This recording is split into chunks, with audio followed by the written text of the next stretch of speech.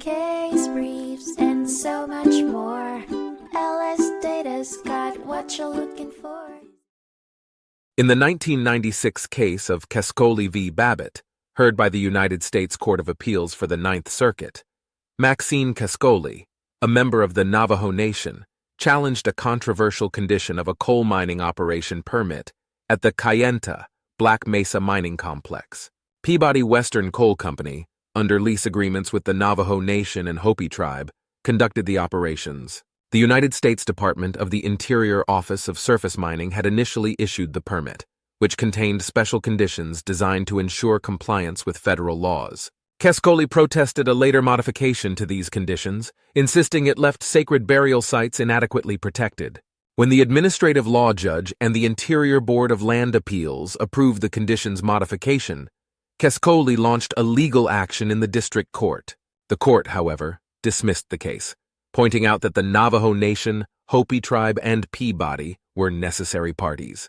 It reasoned that their absence could lead to an incomplete resolution of the dispute, primarily since the case's outcome could impact the tribe's royalties and employment opportunities. The court further noted that Kescoli's claim has the potential to undermine tribal sovereignty. Undeterred, Kescoli appealed to the circuit.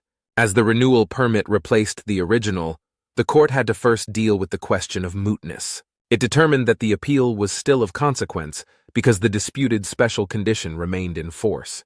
Turning to the merits of the appeal, the court echoed the district court's view that the Navajo Nation and Hopi tribe were essential parties to the dispute due to their interests in the leasing agreements. It dismissed Kescoli's contention that it was not so much a challenge to the agreements themselves, but a call for better regulation of mining near burial sites.